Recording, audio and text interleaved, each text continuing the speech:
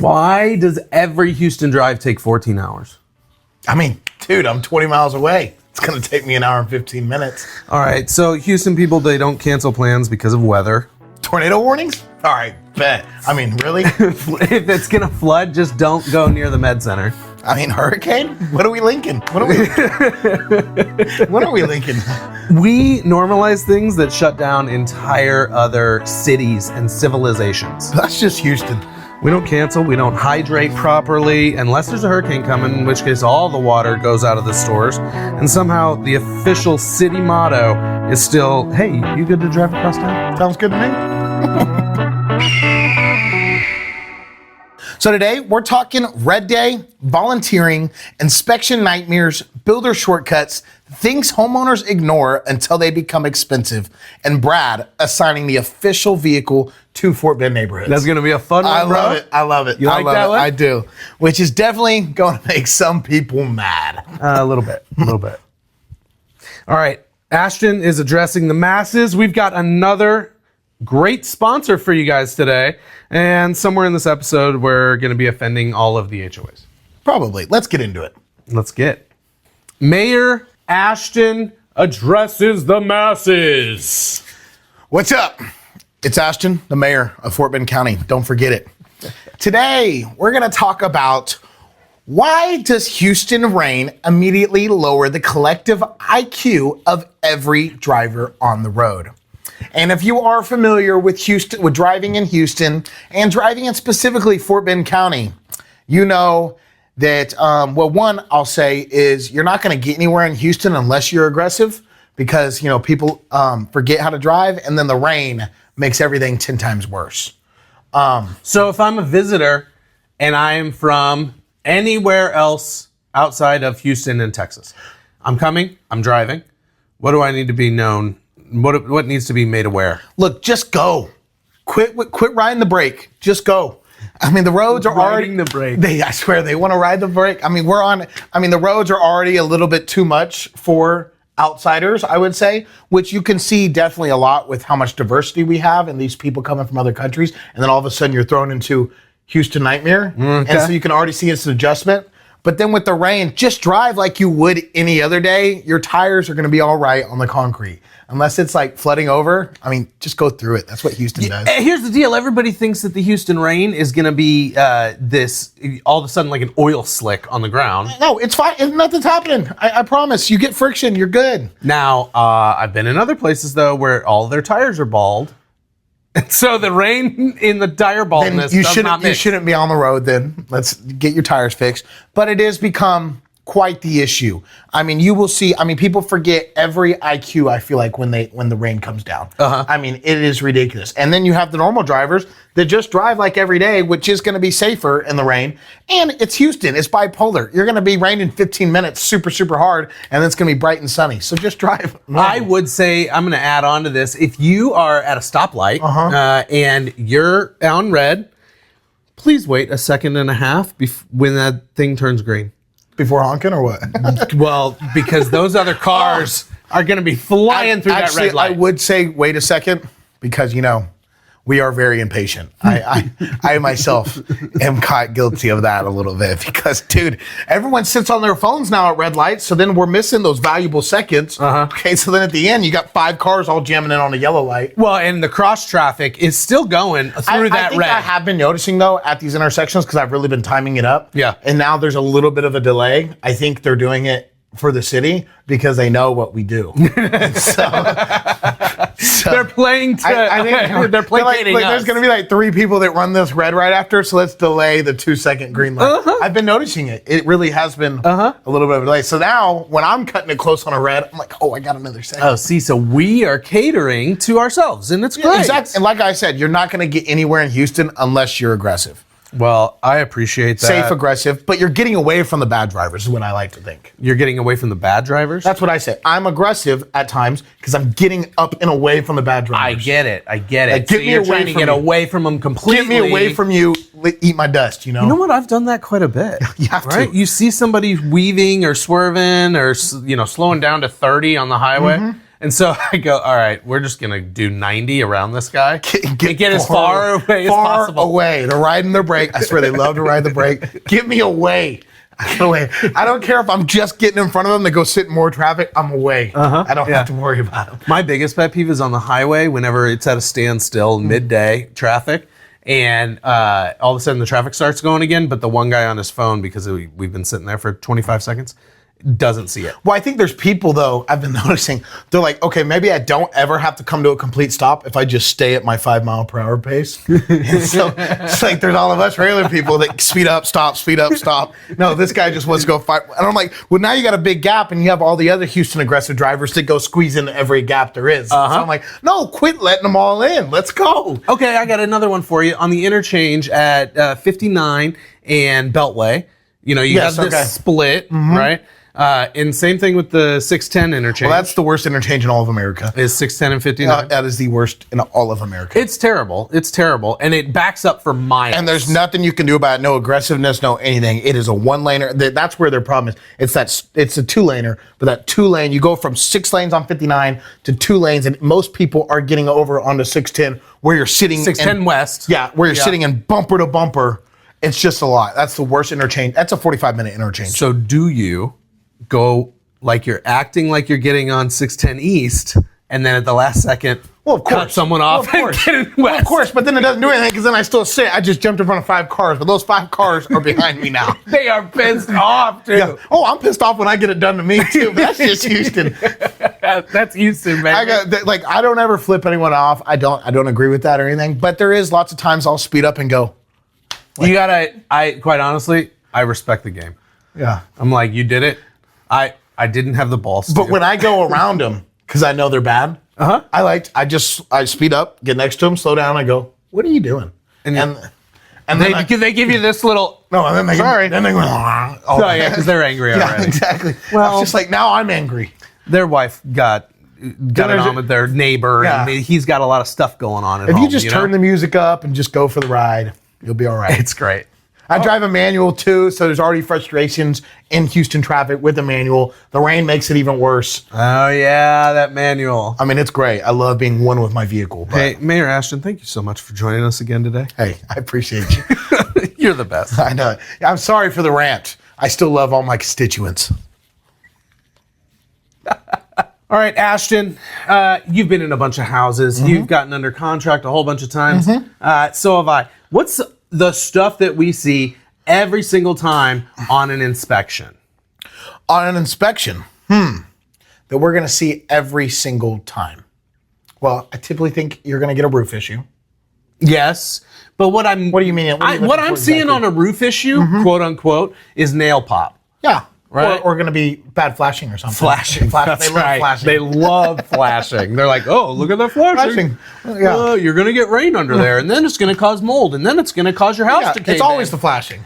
But they paint it in the worst light. I know it. It's not like the end of the world. No, it's a little flashing, but you still have roof underneath it. You're that still you literally put glue under. Yeah. Okay. You're all roofing, tar, whatever, glue. Whatever. It's glue. Yeah. Okay. And you bang it back down, you put some extra nails in it, and then you put a little bit of caulk on the nails. It protects so much, man. I'm telling you.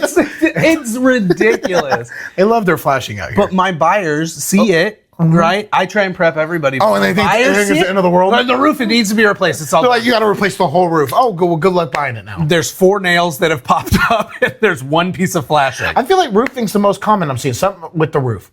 Particularly flashing. I have such a problem. Foundation, that's Houston. Right, so you got roof is number 1, big one. Foundation is also a big one, and AC units are a big one. Oh, AC, right? yeah. But people hear those 3, right, and they go, there's a crack in the wall here on the outside, on the brick, but everything else looks fine, right? So foundation you got to take as all of the symptoms together, right? But if they see one crack, they assume it's everywhere. Assume it's foundation. They assume, they see it, and then they think it's everywhere when it could just be one little fix right here on this foundation, and your foundation's good to go. Not even that. It could be just the settling. Or just a brick cracked. That's it. It could just be a bad brick. That's it. That is true. Yeah, but so look, so if the flashing's jacked up or a nail came out, okay, no, you have to replace the whole roof. Yeah. You have a cracked brick, the whole foundation's screwed up. Whole foundation's screwed up. And when your temperature differential is more than 15 degrees, The AC unit needs to be You need a replaced. whole replacement. 100%. Not just a little tune-up, not anything. No, I want all new. Now I need my $300,000 house to cost $100,000. This is why deals get killed. I'm saying This is why deals get killed. Yes. Now my $300,000 house is worth $100,000. Yep, you're right. And I get trying to get the house for as little as possible, right? That's the game of the buyer. And the buyer, I understand from the point is they're moving into a new house, spend all this money. They don't want issues. And they don't want things that they have to work on. Anything. You want to move into a new house and you don't want to have any work at least that first year. You want to be, and I can understand that. If I'm spending that much money, I want to move in and not have to worry about any.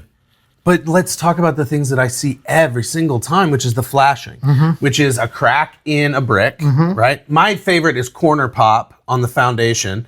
So corner pop is where you get the concrete breaks away at the corners. So if you got a big square foundation, it's literally the corners, right? But it's the corners because there's not a lot of weight that's pushing so it down pops on a little bit, yeah. And so it degrades a little bit and it pops off, right? But that is literally not structural at all. No, but then you also notice with these foundations, yes, some of these homes do have foundation issues, but your buyers, they don't want the new cookie cutter neighborhoods. They want the character of the neighborhoods. They want the big tall trees that cover the road and everything. Well, guess what? When you have that in these old homes, you're going to have some roots to go mess up some things. It's really a lot of times isn't a huge deal. You just have to get someone to go in and raise up a couple parts. Yeah. And it's not that big of a deal. But guess what? You do get the charm of the older neighborhoods and the character and all that. Well, it's because everyone thinks a foundation's going to cost like $25 billion. Typically, they got to go in like 3 places around your house and fill it up a little bit, and you're good. And that's like $3,000. Yeah, it's really not. It shouldn't be a deal killer. Shouldn't be a reason you don't get this house because you do get all the other very attractive. I think they're attractive. I love the tall trees. And most buyers, I realize they do too. Well, when you have that, you could have some foundation issues, we'll say, but. Yeah, so one of the things that I just learned, call me dumb, was that the roots innervating under the foundation is not, the physical being under there is not the reason that the foundation is messed up. It's because the root system is soaking up all the water and it's drying out the dirt underneath. You get holes. That moves the foundation. Well, then a lot of times you'll hear roots actually can help keep things still underneath. Yeah. You know? So if you chop a tree down, right, it can help. It'll degrade over time, right? And it can cause a But having trees, though, does keep a lot of things still. But that leads me to the next one that's on every single one of these damn things, and that's the tree hanging over the roof. Yeah, that's ridiculous. And it touches it with some leaves every once in a while when the wind blows. Can't touch, man. You're going to mess up the flashing. Come on, hammer. Yeah, you're going to mess up that great flashing. Watch out now. That nail pop might get caught. That is. Hey, it's the trees. I swear. But these are minor things. Don't let this distract you from getting the house you like. That's really what I'm 100%. These are 3 things, and lots of times you don't have to replace the AC unit if you're going into it. We live in Houston. People run their AC for 9 months out of the year. Oh, more than that. Yeah. I was being a little generous. Yeah. But most AC units are not built to be ran that often at 72 degrees, whatever we keep it on, for that long a portion. They'll be fine. A lot of times you just have to go in and they'll get a tune-up. Now, eventually there might need to be a replacement, but that's called living in Houston. You have to budget for every, I want to say 10 years, probably less, you might have to replace your AC unit. But every year you should be having your AC guy come out. Checked out like anyways. a tune-up. Oh, exactly. Right? And then when I was living in Lubbock, Texas, we were always having AC issues. Now, we did have an older AC unit, but a lot of times that I've noticed, I tell people, is 9 of our issues before we finally got it replaced was just leaves and stuff fell into it and it wasn't being cleared off on the top. Yeah. And that was, I was 20 years old in the first house. So it wasn't sucking in any air. Yeah. But it wasn't getting it. And these issues, and literally if you just go in and blow off the top, it's so much better for your AC and it prolongs the life on it. Yeah. So if you're going to run your AC like we have to here in Texas and Houston, just make sure that there's nothing on top, nothing cleaning it off, and it will help the health of your AC. And we can give you tips all day, like replace your filters like you're supposed to and all this other crap, but who does that? Who does that? That's an annual thing. They're replace them every month. Are you kidding me? That's what they say. That's ridiculous. And they will blame it. And I think that's a load of crap. If your AC is breaking because you're not replacing your filter every month, that's an excuse. I could agree with that. I'm not an AC guy, right? And I get it. You want to go by the manufacturer's recommendations. But we had an AC guy come out and he goes, one, if you're going to replace it every month. But when you do, buy that cheap one. Because unless you need a HEPA or whatever. No, yeah, buy the cheapest one you can possibly get, right? I consider it an annual thing, though. So then buy a little bit more expensive. But it's going to clog faster. It does. I don't think that's the reason your unit's breaking. I think your unit is breaking because, one, which you do, we're in Houston, we run it too long. They're not built to do that. It's too much all day long, all night long, everything.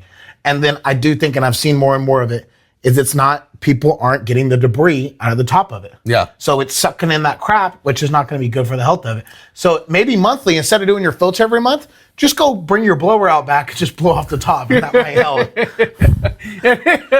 Or just crank your stuff up to 80 degrees and let it be cool and let's just sweat it out. And just sweat it out. Sweat it out. Come on, most people go pay for a gym membership for the sauna. You can do that in your house here in Houston. Oh, and it's built in right there. It's built in. Yeah.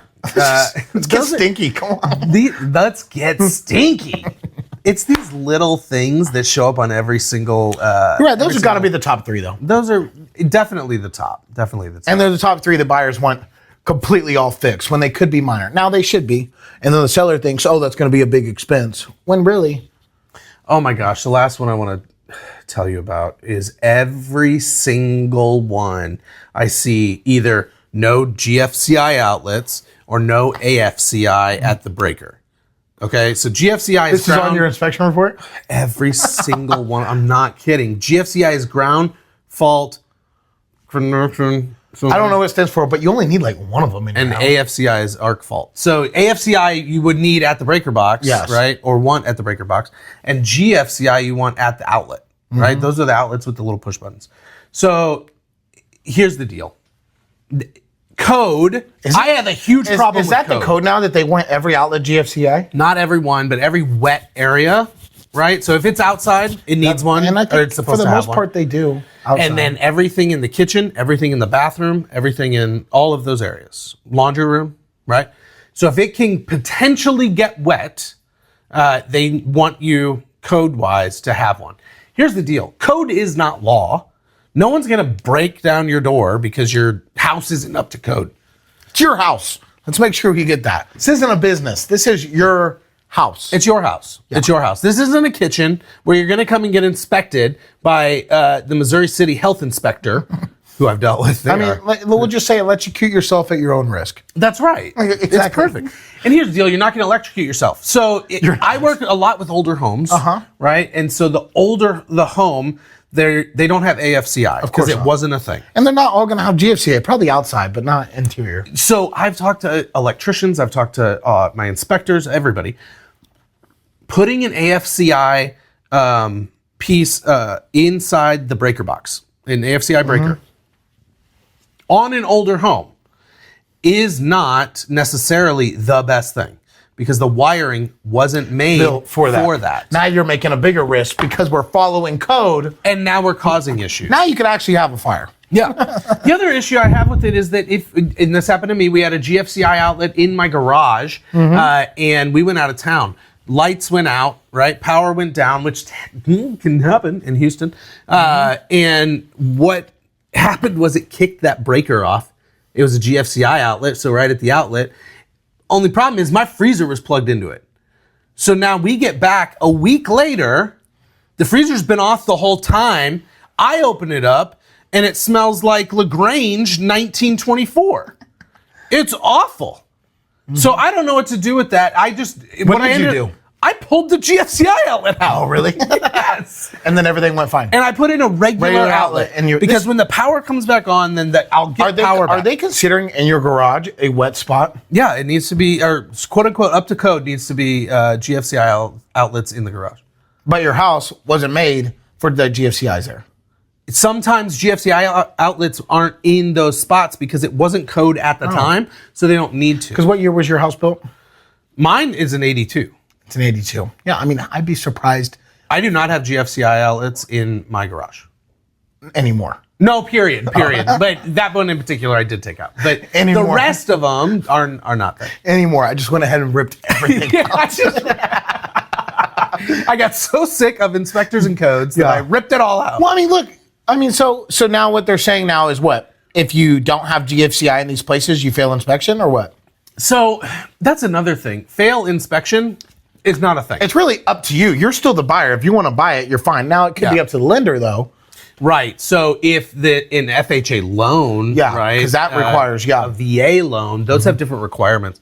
If we're talking about a conventional loan, because that's not backed by the government, so the FHA and the VA are, then they're going to say, yeah, we need this. Then they want everything up to code, but that's because you're getting a loan from the government.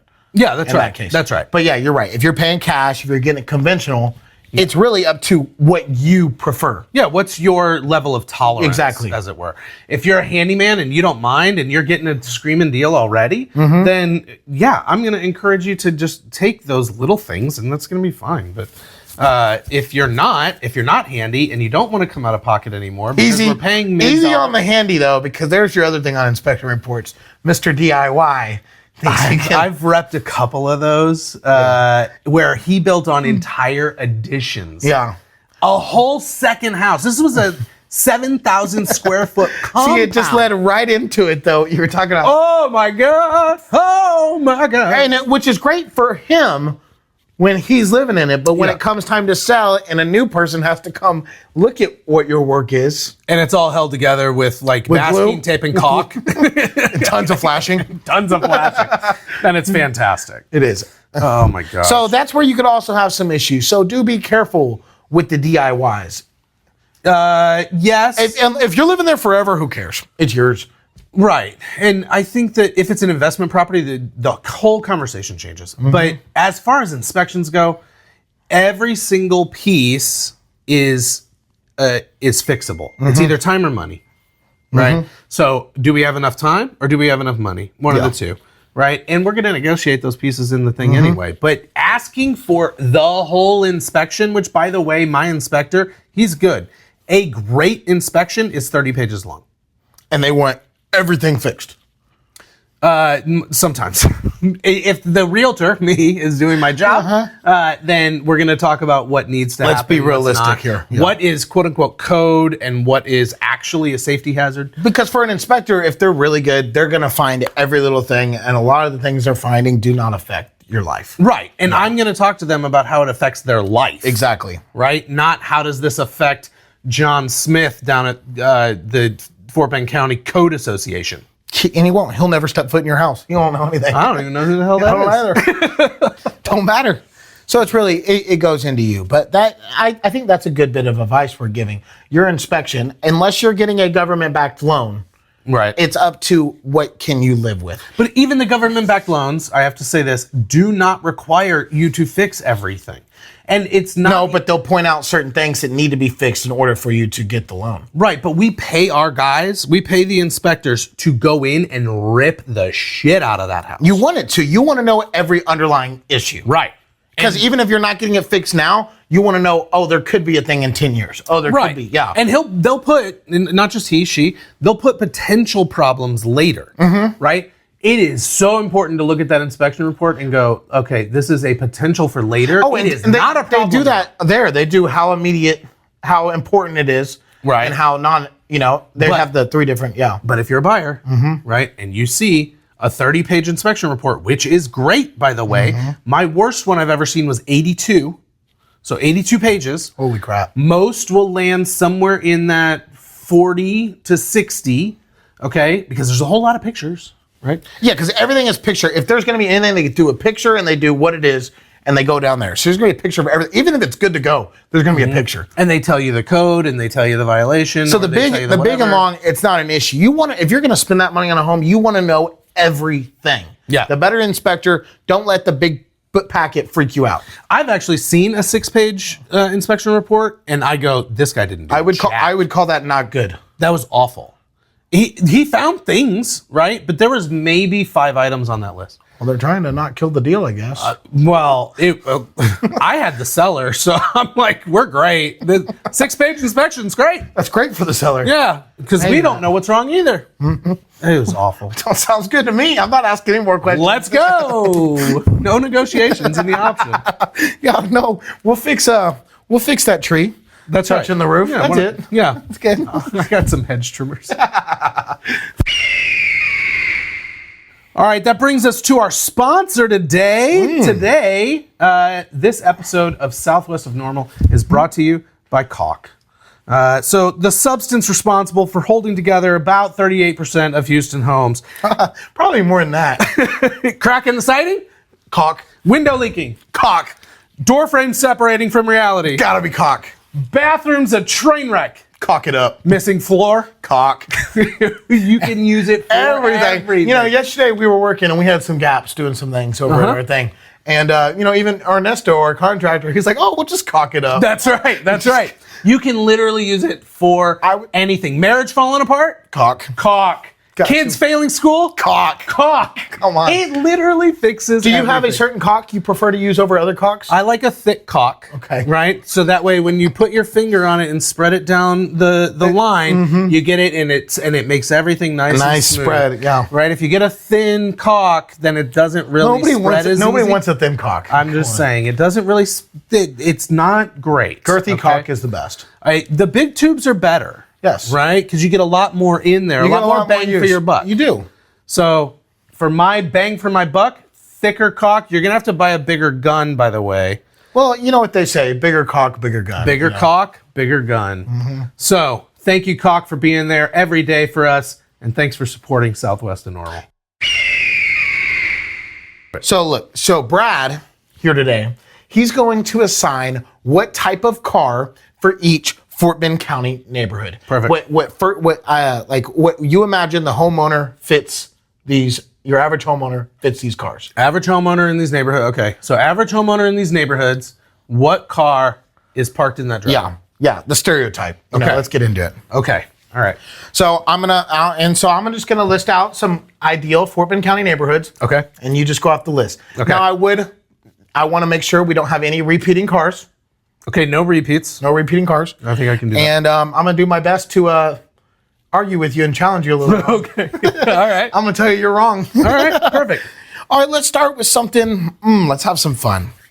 Let's do Greatwood. Greatwood, everyone's familiar? Greatwood. Okay.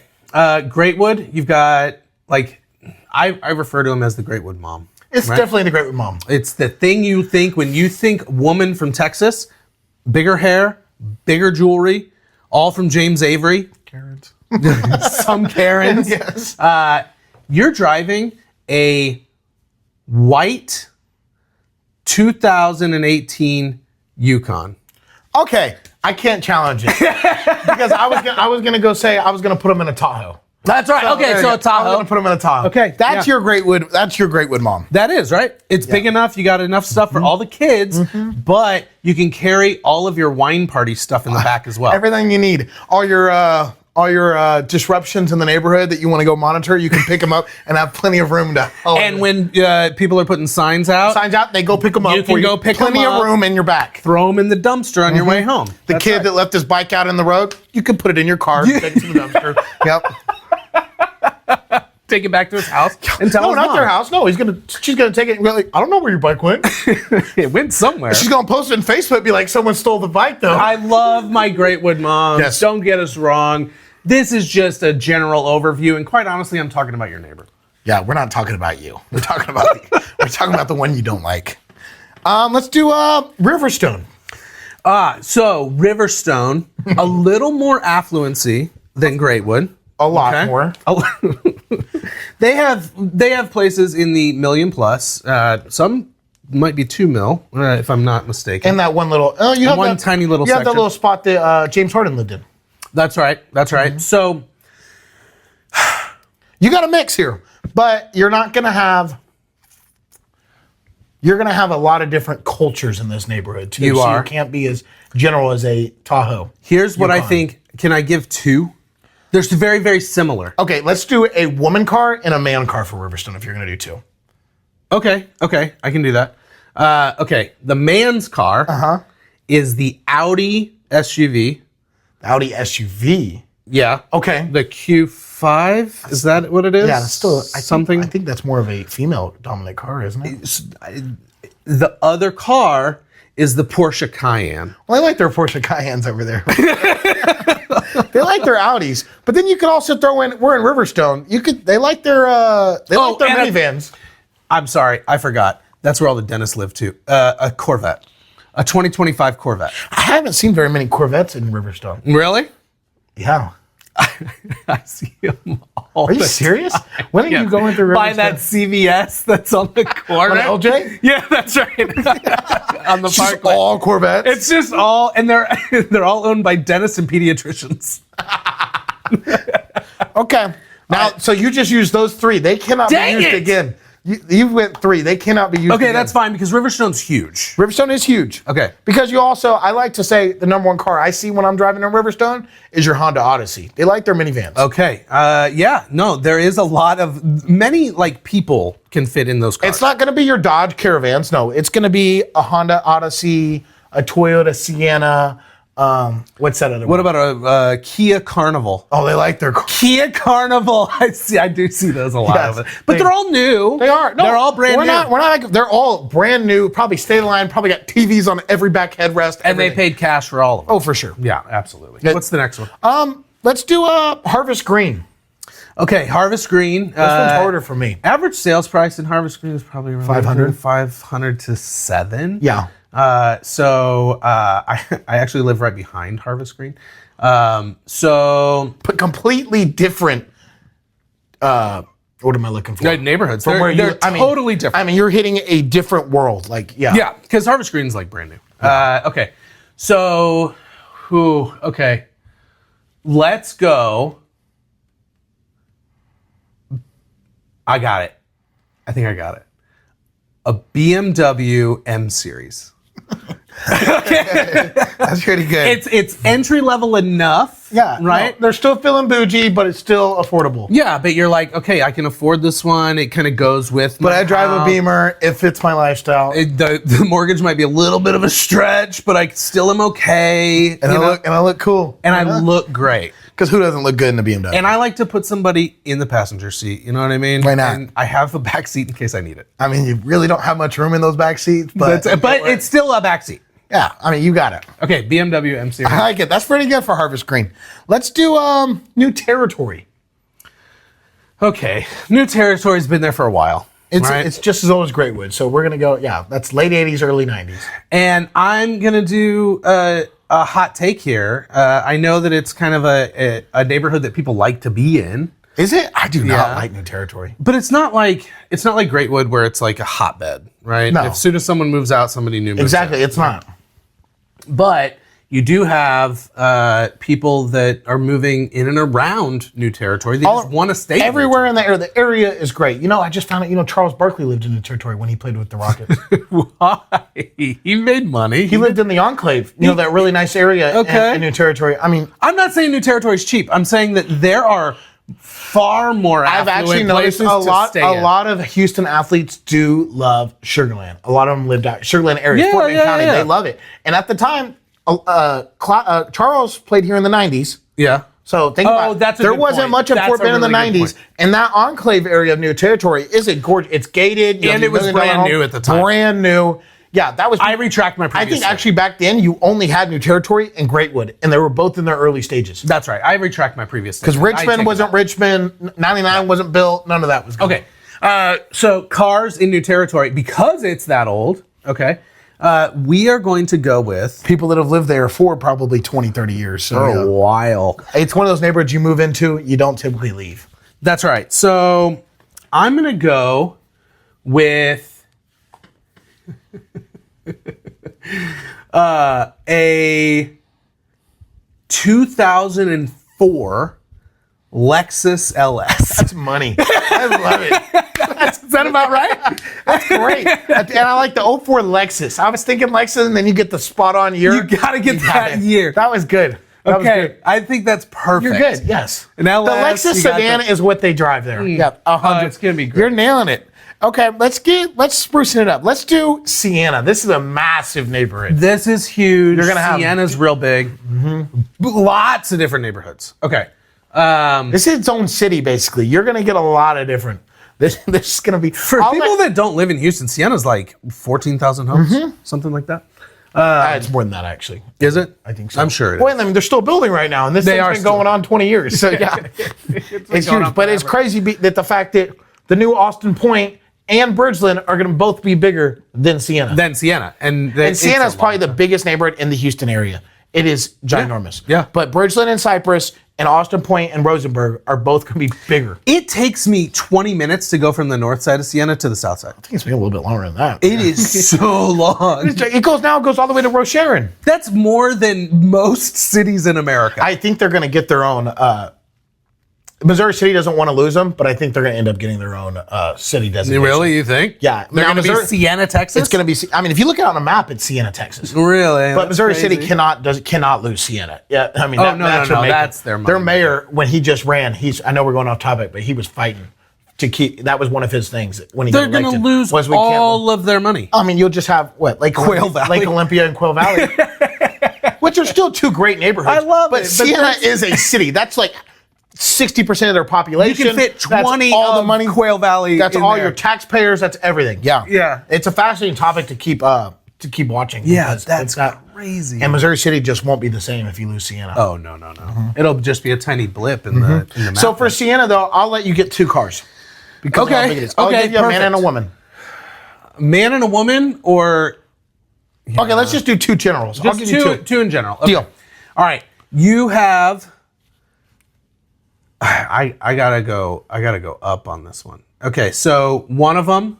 Oh, you know what? We'll do a lower class and a upper class for Sienna, because Sienna starts down in the 300s and goes all the way up to the 5+. Not lower class, but entry point, right? Into Sienna. Excuse my words. No, you're good. You're good. So a entry point and then your upper crust.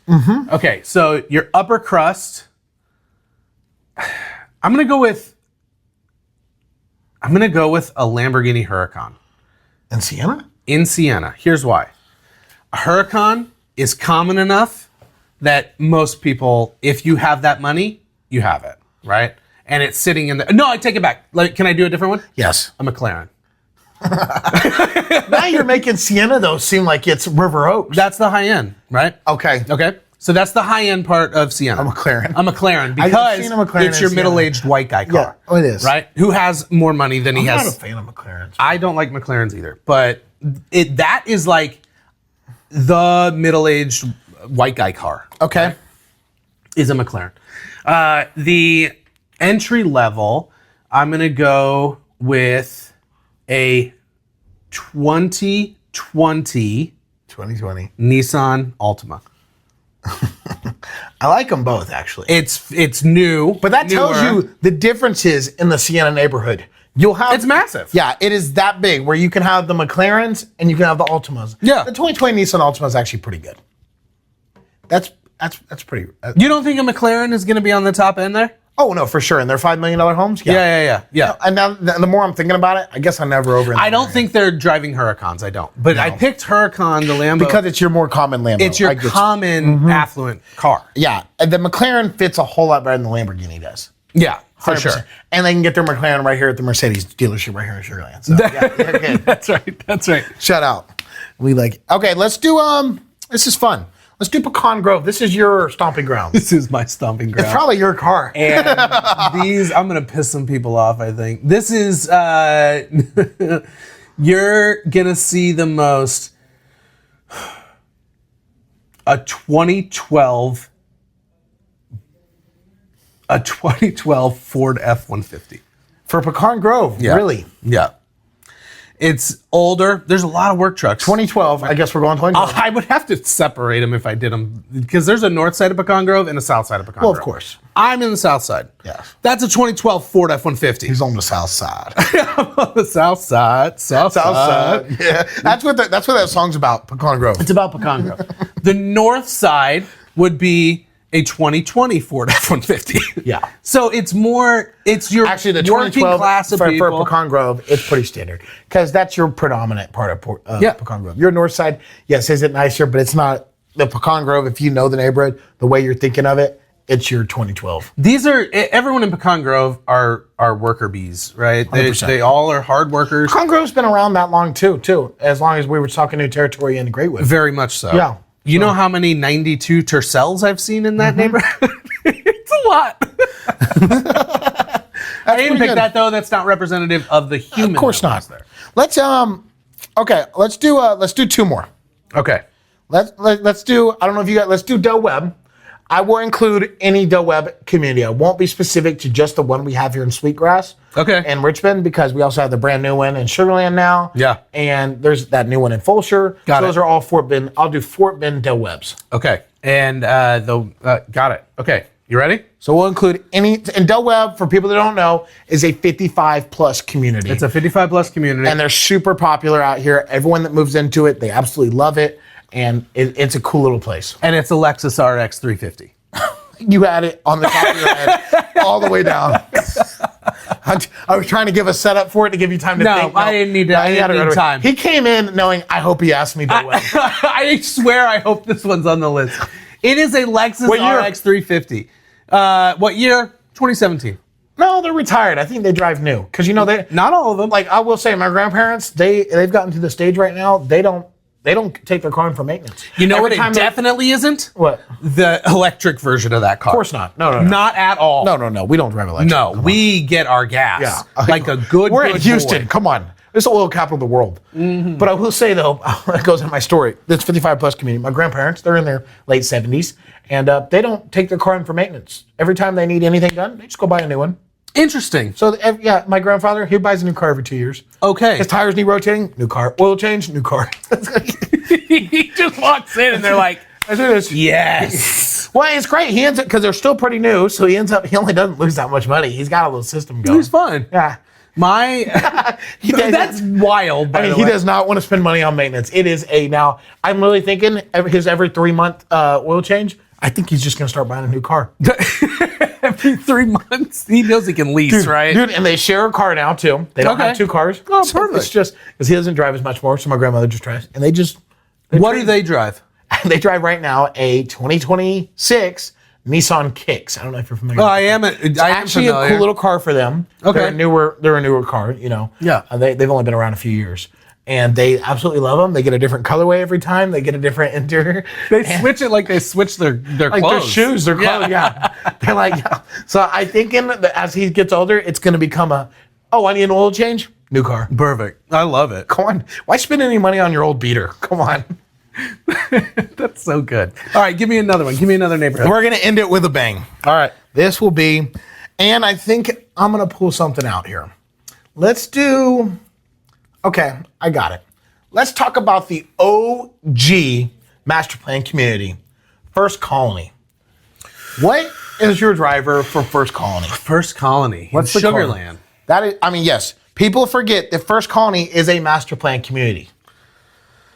Okay. This is what put master plan communities on the map, put Sugarland on the map. It's been around longer than any of these other. It didn't put Sugarland on the map. Well, other than Imperial Sugar, but as the place it is today, it did. People moving out here for what we have. You still have good money there. Lots of money. Lots of expensive homes. Lots of business owners. What do I see driving around the most? Heck, we work in First Colony. What do you see? What if we go out on Highway 6 right now? Yeah. What's your number one car? Okay. I know you got a lot here. It might be too broad for you, but man, I'm trying to think. I'm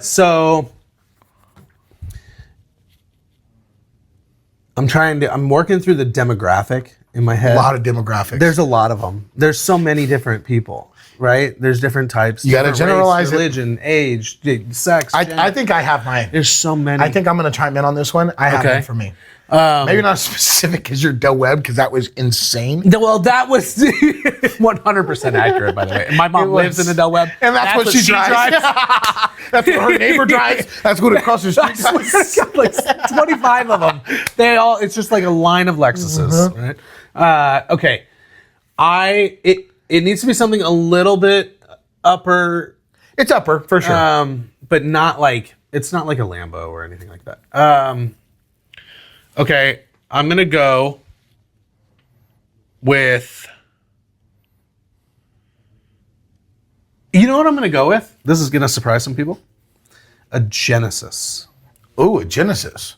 That's pretty close to what I was going to go with. So it's like mid-tier luxury. It's your upper level Hyundai. Yeah. So, I mean, Yeah. You're getting it. Yeah. Yeah. It's like driving a Lincoln or whatever. That's right. You know, yeah. So but they're smart about it, right? So they put their money. They're like, this is just a car, right? This is my everyday grocery. It's more of an old people car. A Genesis? But I've been seeing more and more younger people start driving them. They're a pretty cool looking car now. I like a Genesis. But it's an old man car. You think, huh?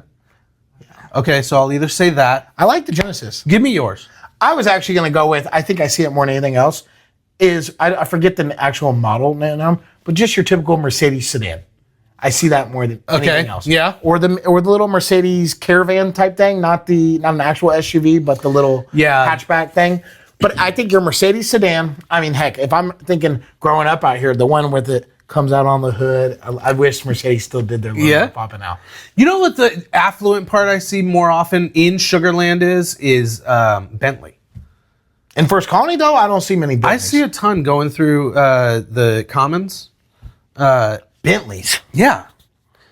It's super weird. So what was your other guess then going to be? So I would say either a Genesis I like the Genesis. Or a Mustang E-Mach. The Mach-E.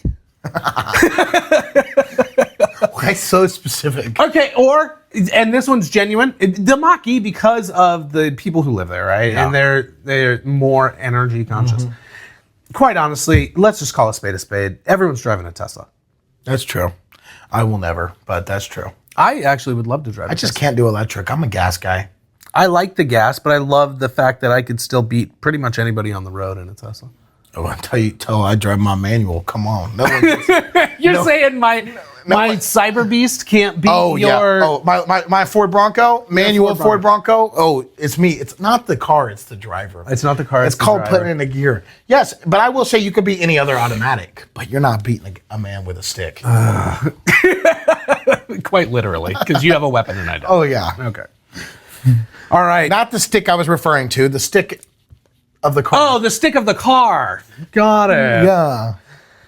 Hey, so... That was fun, though. That was fun. I loved it. I think I hit at least a couple. Brad, I think we did 10 neighborhoods right there. I think you went 8 out of 10. 8 out of 10. And not 8 out of 10 talking year and the model. We didn't generalize. Well, if we pick, you got to pick the year and the model. You know what I mean? I mean, that's some of those neighborhoods. That's not in depth how I thought we were going. I thought we were just going to say Tahoe, Corvette. No, you had everything. That's right. He drives a Ford. No. Well, and I would have picked, like, if you picked other neighborhoods, I may have picked like a Prelude, Honda Prelude. You know what I mean? What neighborhood? Actually, let's do one more real quick. What neighborhood in Fort Bend County do you put a Toyota Prius? Oh, a Toyota Prius. Okay. Mandola Farms. That's a small neighborhood too. It's a tiny neighborhood. No one even knows where that is. I know. Mandola Farms. It's in Richmond. Yeah, it's right across the river. Right across the river. It's just Prius Central. It's just Prius Central. That is who that was good. There. It's a Toyota Prius. That was good.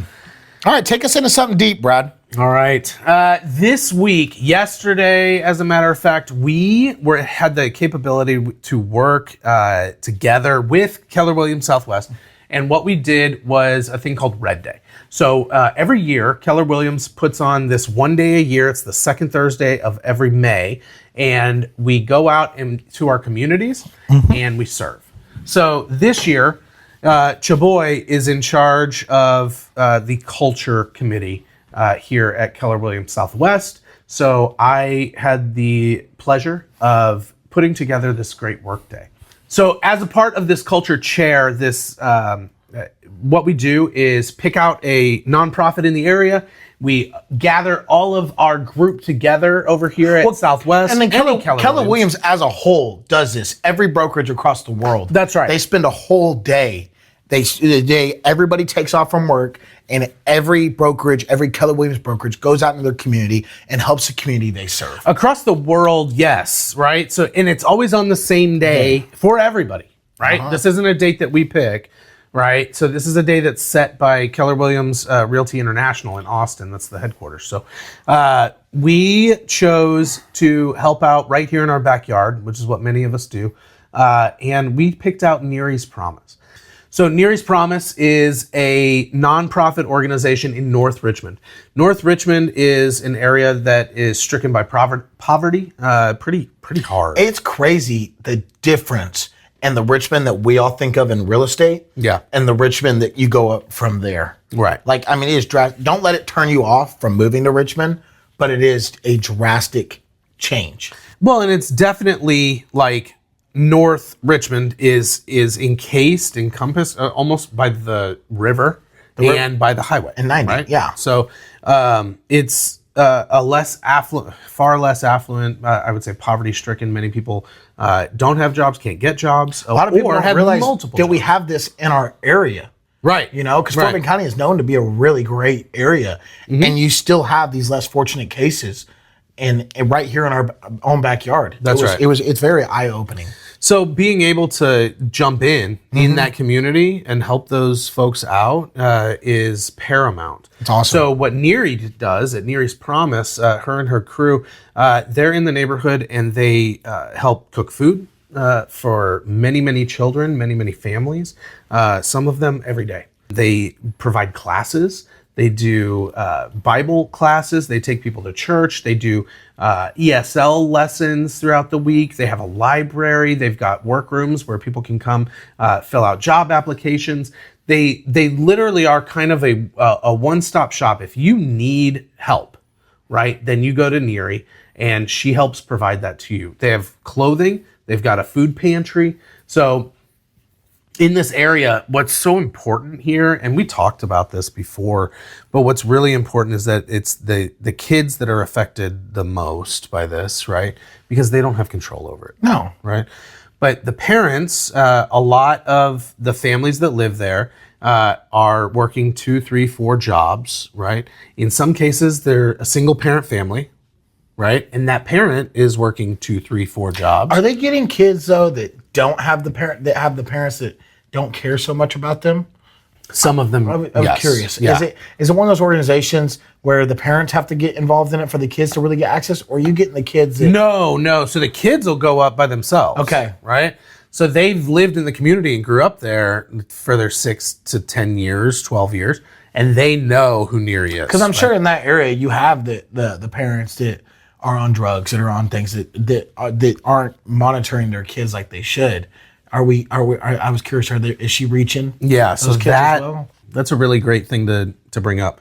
So in that neighborhood, in that area, drugs are a major problem. I know they're prominent, yeah. I was under the house. Gang activities. How many needles did I see? There's, we're trying to clean all that out. Yeah. So the drugs are a major problem. Not neglect maybe is the wrong word, but I'm going to say neglect is there, right? Just because there's nobody there to look after them. It's not. I mean, you can see it in the homes. The homes are neglected and stuff like that. You don't, And so the whole area, I mean, you got prostitution, you've got drugs, you've got alcoholism, you've got any number of illegal activities. There's other houses in that area that some stories were told to us that I'm just going to say trigger warning right here, that were used as trap houses, just straight drug dealing houses, brothels for prostitution. In those areas, like if a woman, let's say, she's going to her drug dealer, she's going to her plug, and she doesn't have the money for the drugs that she's already used, right? Then they will take her and they will put her in this house and they will chain her to the wall or chain her to the floor. This is my understanding, right? And so this is the stories that I've been told. They will make sure that she does not leave that house until she's paid up. And she pays that up by allowing the gentleman or whoever's running this thing, the drug dealers are allowing people to come in, pay him to rape and do whatever they want to this poor woman. It's just crazy. I never would have thought you have that going on in Fort Bend. It's insane. It's insane. So sad. The police do what they can, right? But it's an area where it's relatively contained in this area, and there's not a lot of money going in and out, right? So they just don't pay attention as much. The police, again, do what they can. The Richmond police are super busy, and they've got a big area. And I will say, though, to the police's credit, though, I think it is contained, though. It's not going. I agree. Elsewhere. And I'm not saying that the police aren't doing something about it. They certainly are. And yeah, but it's if you know these neighborhoods, not North Richmond is not special in this particular scenario, right? You have this nationwide. So, and the police know that there's certain areas that you go in and you can try and ruffle some feathers, but you potentially make it worse. You can only do so much. So that's where people like Neri step in, right? Somebody who's lived in the community for a very long time. Does she have issues of people in that community not liking what she does? I would say that that's more rare. Okay. Because she provides a service and she is going to take care of that community, right? She's very matronly. She's a matriarch in that community, right? So people know that, hey, if we need food or if we need clothing or if we need some kind of shelter for a place, she's going to help. So she didn't have issues with people coming and damaging, vandalism, that kind of stuff. Stealing. No. They know Neri's here for. As far as I know, she doesn't have any of those issues. Okay. Right? She is held in a pretty high regard in the community. That's awesome. Right? You know, it's that old adage, you don't bite the hand that feeds you, right? So what we were able to do at Keller Williams Southwest, though, was the culture committee got together. We decided we want to help Neri. I've known Neri for years and years and years and years. But I wanted everybody else to know who she is and what she does. So we got everybody together. We got a plan together. And we went out last year as well to help rebuild something that she needs help with. Being a nonprofit, there's not a lot of money to spend on rehabs or maybe putting something together like a backpack drive, right? And the money goes to the kids. That's right. You rely on those donations, though. So my whole goal for this, our whole goal, was to make sure that we support Neri so she can go out and support the community. So going into this, let's talk them all the way. What was your goal for our office to do? All right. So we went in. We needed to move out stuff from the kitchen and the office so that we could rip up the carpet, replace the carpet that was original to this place, this house, and put down LVP, luxury vinyl plank, right? Just so to make it a hardwood floor, essentially, or a laminate floor, and then bring everything back in and place it just like we had it, and then also get her a new desk and a new filing cabinet. Let's talk about, do you want to talk about what we actually Yes. did? So what did you see in that kitchen area that was like so traumatizing? Why did that make you go, oh my gosh, this is literally everything that was donated to it? Everything that had been It was just the kitchen supplies. It was just, when traumatizing, it's a lot of stuff. When you're feeding an entire community. I understand it, but going into it and thinking about it, I'm like, okay, we're going to get our hands dirty, we're going to get to work. My least favorite part of that stuff is the moving back in and out. And it's just a lot of stuff. Yeah. And it was actually fine, because when we first walk in the room, you're like, we're never going to get served on what we're here to do because there's so much to take out. The whole thing is what you're there to do. Yes. Not just you, right? But there's certain people who like to No, when I said what we're here to do, right? Like the project, like what needed to be done. I was like, this could take all day just moving everything out. And we just leave an empty room that still doesn't have the underlying issue fixed. But how long did it take to move everything out? Well, I will say that was when we had our biggest numbers. And we set up a nice little conveyor belt. It was great. Moved everything out. Probably got it done in half an hour. Yeah, half an hour, and it took up. So it's in this room that was not. You know that was a lot of stuff. It was a small room, right? But it took up that whole patio. When you first walked in that room, though, did you go, "Oh my gosh, this is going to take up an entire patio"? Yeah, you did, dude. There was so because I looked at those walls and I go, "Okay, maybe when I first walked in, no." Because I was the front man of the conveyor belt. When I'm starting to see how much stuff is piled into these shelves and piled in, I mean, I'm telling you, there was probably 25 crock pots. I mean, it was just, and here's the deal. She doesn't have the storage capacity inside that building. And you can tell they're great donations. You can tell they're using them. It's just, it was so much crammed in there. I'm thinking they're forgetting about some of the things that are back there and things that could be used. Oh, yeah. They are not. I can guarantee that. So they are using every single piece on that. Now, to credit, what we did last year, right, was help her clean out her pantry and stuff. Pantry looks good still. Pantry looks amazing. And then, for this area, though, because it was a new year, new me, we wanted to move everything out. Neri wanted to get rid of a lot of that stuff. And she did. Yeah. Because we moved a lot. And like the one thing I can still think about you telling us that yesterday was when she sorted through everything that we moved out and the things it does. She's like, it just tells you the impact she has in the area. She's like, Brad tells me, he goes, oh yeah, would you guys just move that stuff to the front? She's gonna call the community. She can just like bat signal up and call the community, and everyone. And by the time we're leaving, people were already shopping through it and everything. It was that quick. They really were, which is awesome. But that just tells you there was just so much things that even. There was things that they're not going to be using because she had to. That are usable, right? That are usable. Very, very clean, very needing to be great going things, to a but good sometimes home. you just have multiple of things. You just have. That's just how donations work. And she just wanted to make sure that she gets the community fed, right, emotionally, physically, mentally. But she also wanted to make sure that she could make room for new donations that come in. Sure. Or that she's keeping the stuff that they use the most and will use every year, right? Well, it's like when we were putting things back up, she kind of stopped us because you could tell we weren't doing it right. She wanted it organized. To her credit, I don't blame her. I don't either. And we were, after spending 8 hours working hard and sweating up, we were probably getting a little quick putting things back in. I think so. So, and that's perfectly fine. We did get the floors. So let's talk about what we did. Can I go into depth? Yeah, please. Okay. Go ahead. So my room that I was in was probably the most difficult room. We did 2 rooms. The office was the easy one. They got that floor ripped out, new floor put on. We start ripping out our floor.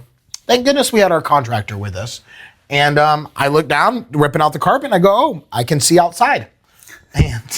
And then we can see this beam being lodged up because some warping, some water damage. Yeah, I don't know if it was water damage or not, but it was definitely warped. I think it had come loose, and when it warped up. And they did it, and then they somehow did a fix that had a bench that was holding a chair that was not an actual chair, but it was like construction chair. Yeah. That you would see that was holding up this beam. Because I personally had to go under the house and rip the chair out.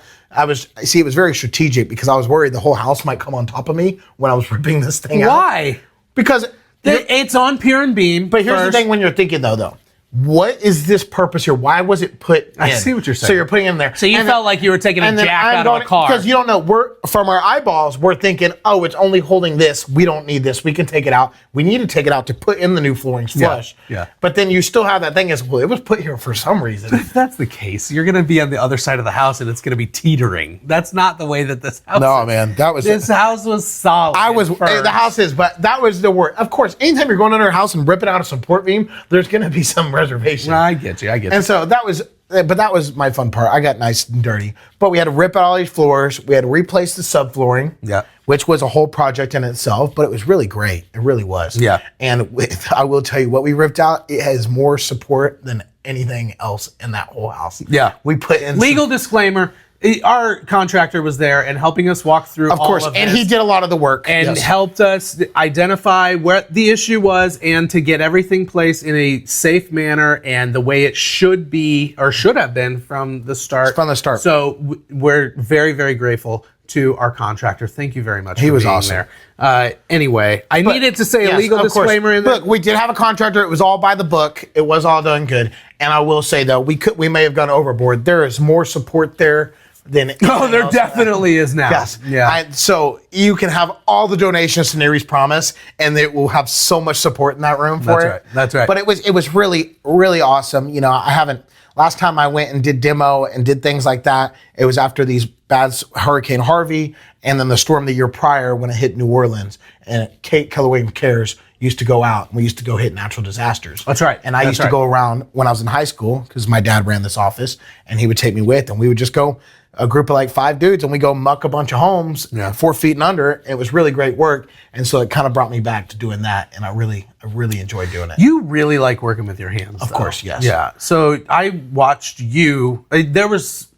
I think, somewhere around 55 to 60 people there yesterday. Mm-hmm. And I'm helping run and make sure everybody's in their place and everybody has a place to be. Supervising. Right? Hey, you can air quote me all you want. Supervising. Hey, sometimes a leader needs to step up, and you weren't doing it. So,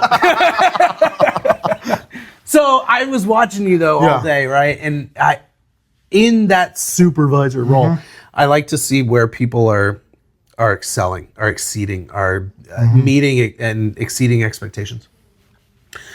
Watching you take that moment when one part of the project was done, right? And then go, great, where are we at now? What are we doing? Where are we going? Where are we going? And I'm like, okay, so I need to move at your speed, right? And so, but keep in mind, when you're running with volunteers, there's 10 other people that aren't moving at your speed, right? So I'm trying to help guide you because you kind of stepped up into that leader position, right? And then watching the other people follow you. Which I do like. One thing I've always noticed with volunteering, I've volunteered my whole life. And I like to work. I like to serve. I really love to serve. And if I'm going to serve, I'm not so much the one that's going to be on the corner handing things out. I want to go, how can I help you with my hands? Let me serve you. Let me get down and dirty and help you out as long as I can. I've done it forever. But then I've also, as with volunteers, sometimes volunteers, maybe not so much here. I'm not referring to our group, but you'll have your volunteers that show up, they take their content, they get out. You have your volunteers that they want to work, they don't know where to get in, and they'll just stand and watch. And then you'll have other that you have that. And so my biggest way is, instead of we're all working, we're hot, we're tired, we're everything, I'm not going to sit there and instruct you, yell at you, be like, what are you doing? I like to just get dirty, get after it. And I think in that, it motivates other people. I think it's contagious. Because when I see someone busting their butt, it makes me bust my butt. Right. And and I don't want to be the one standing around when someone's sweating through their shirt, then so that's what my whole goal was. Well, then also it was, okay, great. If no one wants to work, it's still got to get done. Let's go do it. So it goes, but I do think when it comes to volunteering specifically, and honestly, I think it works too when people are getting paid, because I think people are just going to be people. Yeah. And nobody wants to be watching someone work their butt off and not be doing it. At least that's the way I'm wired. That's right. That's right. So that was my whole goal. But then anyways was, even if I'm not motivating anyone, well, the job's still got to get finished, I wasn't planning on staying there until 6 o'clock. We still had to finish the job. That's right. So yeah, but that is one thing I've come to learn. And it's just, it is contagious, because I feel the same way. When I'm watching someone sweat through their shirt, I want to be that way too. I want to be like, you're not going to go work your butt off without knowing that other people were there with you. That's right. And I think in that room specifically, you had 4 or 5 we had a good little group in that room. There was a really good group in that room. I grew up the same way, very similar to you. So I cut my teeth on mission trips in Mexico, rebuilding churches and doing, manual labor for them. I've always been in the camp of, and we said it earlier in this podcast, it's either time or money, right? So how do you give to a charity or a nonprofit or somebody that's going to impact the community? It's either going to be time or it's going to be money. So some of that is backbreaking work. Some of it's not, right? But it takes people to organize the whole thing and then go, hey, listen, this is the project. You're the type that you go, here's the end goal. And you go, great, I will get to that goal. I don't know how yet, but I'll get there. I'll get there. Right? Well, just like you were saying, when you had to bring in Ernest with the saw, because we had to rip up the floors, and me and Adam, we were like, okay, great. And I get a hammer, and I'm like, I'm going to rip this floor up. Okay, so serving can be fun. These two idiots, we go, hey, we need to rip the subfloor up a little bit. We need to it was rotted through this point.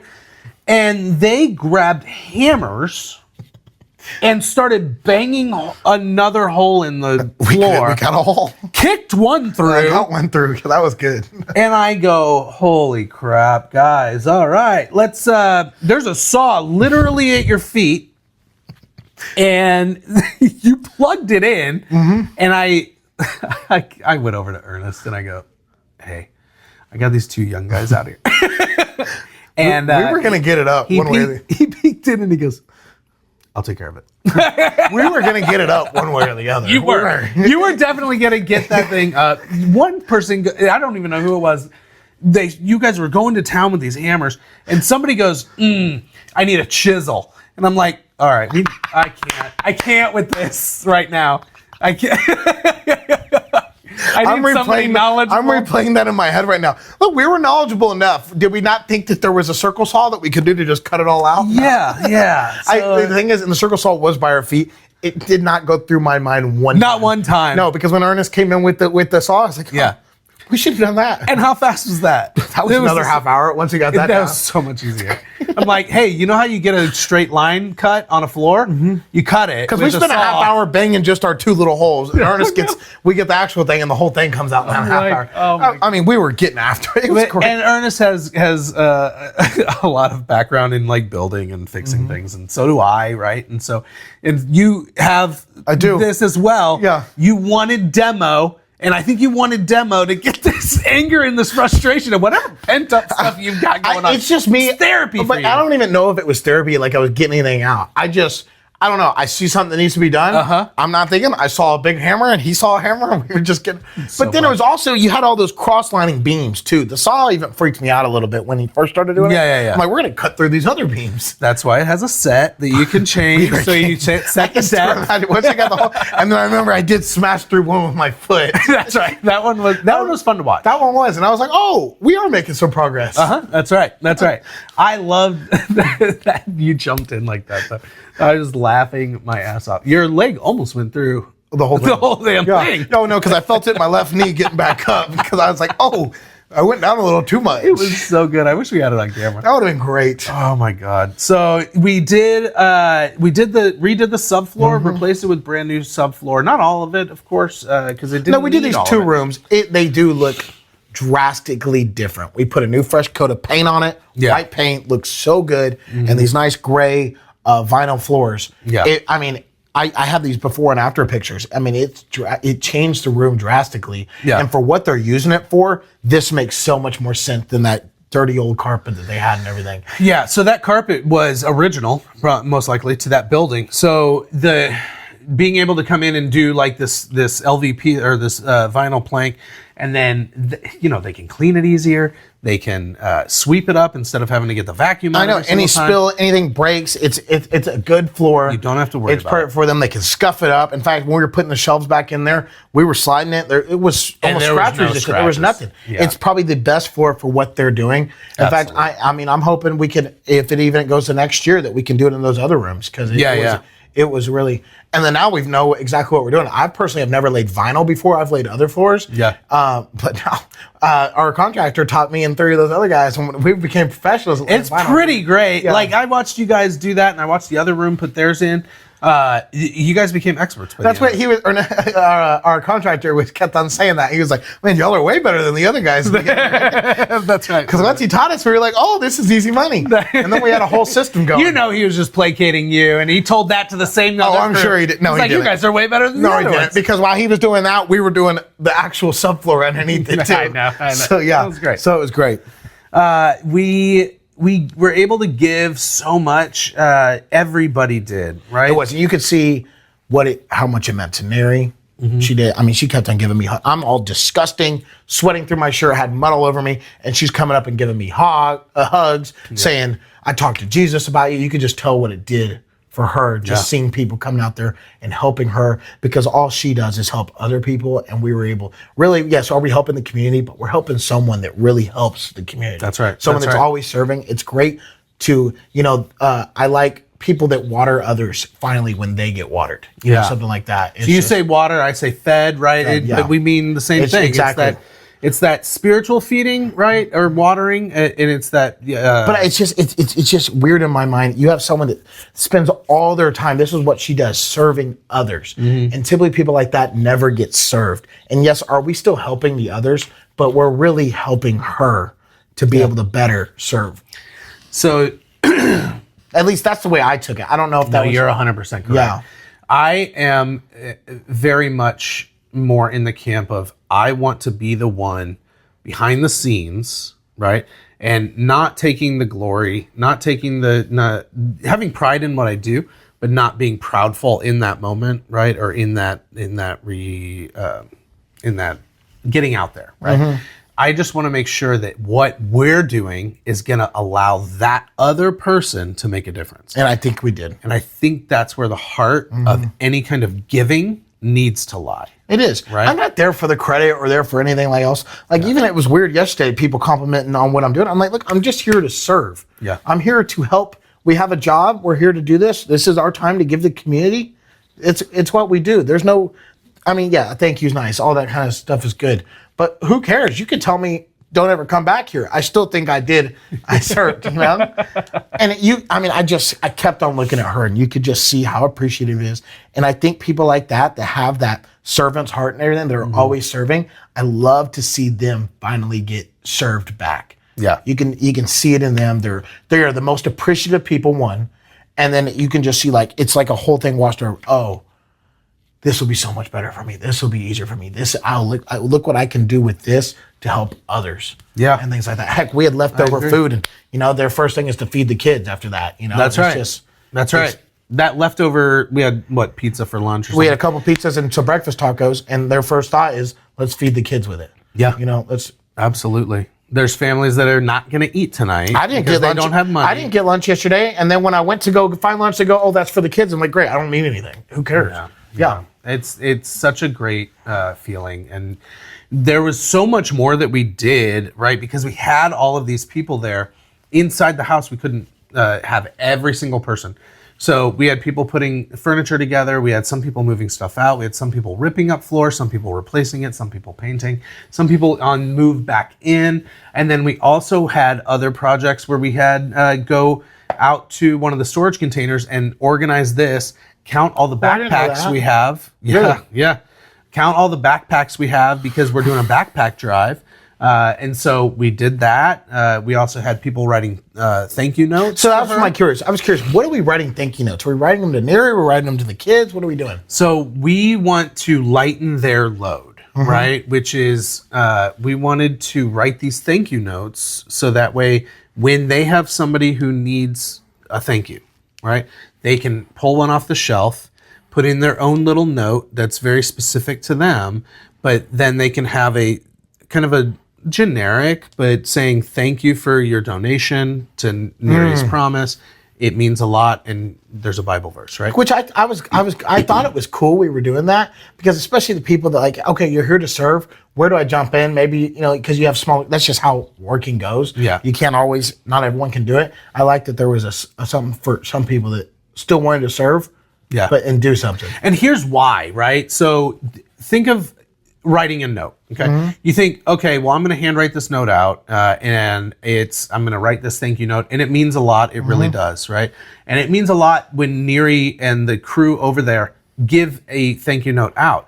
What we wanted to do was, how long does it take you to write a note? A card? 2 minutes. 2 minutes? Probably. It takes me longer. It takes me like 10 What minutes. kind of card are we talking about? Because I'm writing a, say, birthday card. Oh, if I got You're not just signing your name on it. No.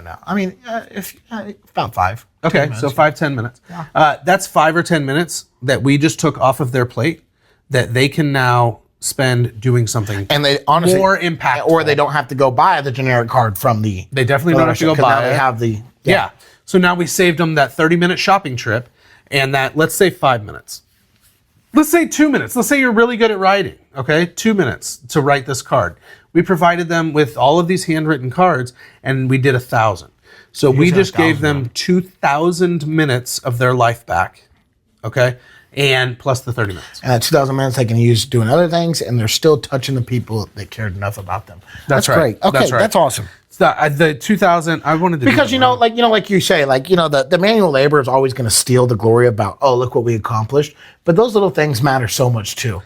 100%. And I think you're right that manual labor is going to steal the spotlight, but it's not. But honestly, some people that's my way I like to serve. It's always been manual labor. Let me get dirty. But some people like to serve by doing things like that. Like Murtis took control of that, and they got out there, and she ended up getting a good little group out there that was just writing notes all day. I think at one point we had 15 people writing notes. Yeah. So I just did the math on it, and 2,000 minutes is 33 hours. So, but realistically, 5 to 10 minutes. What's 1,000 times 10 minutes? 10,000. Oh, yeah.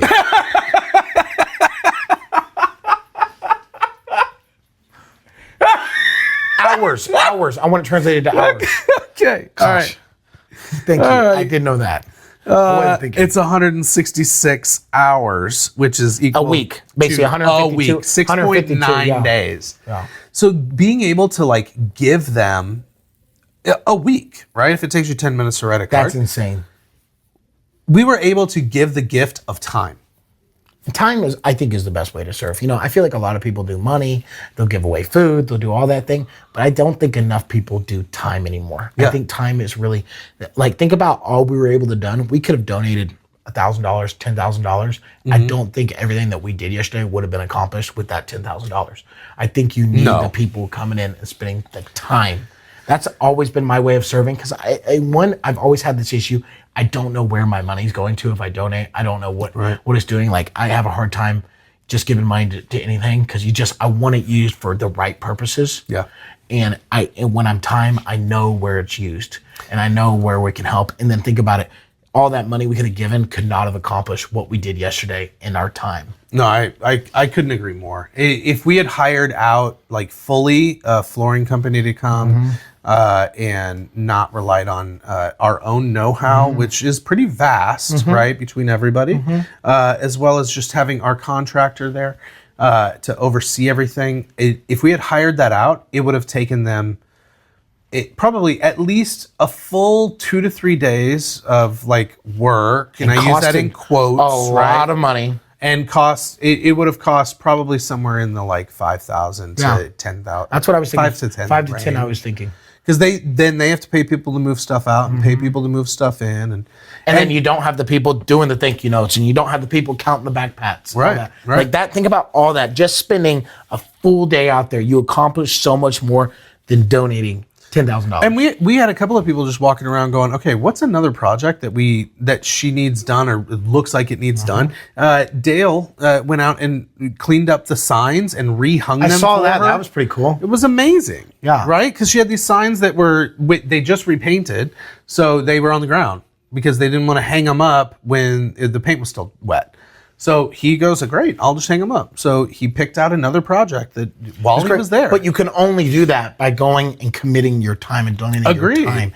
Just donating that money. That's why I've always had the issue with money. Yeah, okay, so yeah, it's for that one project, but you end up missing out, or there's cost overruns, or other things just don't get done because now you have people that are working for money and they're working for this project. Instead of just going, how can I help you? Just showing up and being, how can I help you? Yeah, I wanted to only do demo. I ended up doing a bunch of other things just because that's what was needed to be done. Yeah. And if you're just going and being paid for this one job, you're not doing anything else when you're there. I think there's a big, I totally understand that. I think there's other people and places, businesses that they either can't give with their time and their effort, or they would rather because they feel like they're more efficient in that piece. No, that's true. So with that, I want to say thank you to let's go both hands in hands, sponsors though. Me saying that was more so of encouraging others to just get out there and serve more. Yeah. Yes, I think the money donation's great, and that's how some people do serve, and that's how I think it's best. But this was more so as encouragement, like, hey,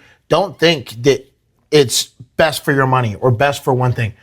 Go commit and get out in your community. You can just see how much other things can be done. Yeah.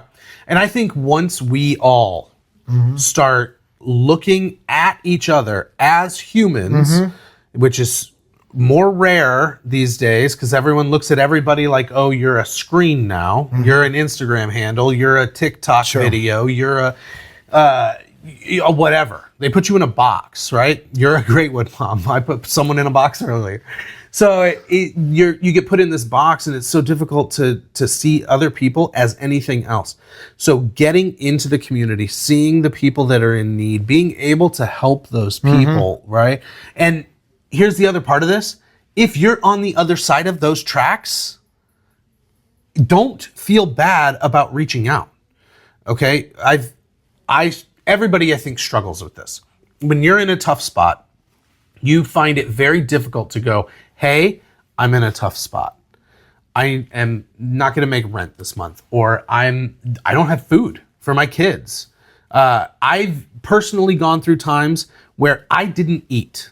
Okay, so I didn't eat because so my kids could eat. Right? I was able to make the mortgage payment. I was able to pay the cars. Right, and that was it. Right, and pay the food for the kids. But I personally didn't eat. Right. I didn't want that to like be this big giant thing, and I had so much pride, right? Now what ended up doing was I got to a point where I had to ask for help, right? So there's no shame in don't look at it as a handout. But I think most people will always have an issue asking help, which makes me encourage even more. If you're on the other side of the river, on the other side of the tracks, just go out there and show up and figure out where you can help. So then it helps the other person not have to ask. Yeah, no, I totally get that. Because so being able to support the system that's what I'm saying. that's already in place. We can feel bad, we can be compassionate, all that stuff, but what does that really do? Going out there and helping or donating or anything, that's where you're going to make the difference. Feeling bad, what does that do? No, that doesn't do anything. They're still in the same. They're still dealing with their deck of cards, and you're dealing with yours. No, but you got dealt a better deck of cards. How can we go improve someone else's? Yeah. No, I couldn't agree more. If you're looking for somewhere to help, no matter where you're at, go look at your local shelters. Go look at your local soup kitchens. Find a small local nonprofit, and it's everywhere. It's everywhere. We're talking Fort Bend County, one of the most desirable counties in the United States, and you have it here too. Absolutely. It is everywhere. A big thank you to Neri's Promise to allowing us to come out and help and give back to her. Big thank yous to all of the sponsors that were there that day, all of the people that were able to show up and really give out of the goodness of their heart, right? And so thank you so much. Thanks for joining us today. Don't forget to go to countrymancan.com. Check out all of our handles at Countryman Homes. It's at Countryman Homes on, I think, literally everything. Yeah, I think you are. What about you? I'm at Ashton St. at everything except for one on YouTube, Mayor Ashton of Fort Bend. Yeah, he is. You can start following it, but right now I do go by Ashton St. and in there you get all my mayor spiels. So just check me out there. Love it. All right. Don't forget, stay loud, stay local, stay southwest of Mayoral. I'm still picking that up. We're good. We'll see you guys later. Later.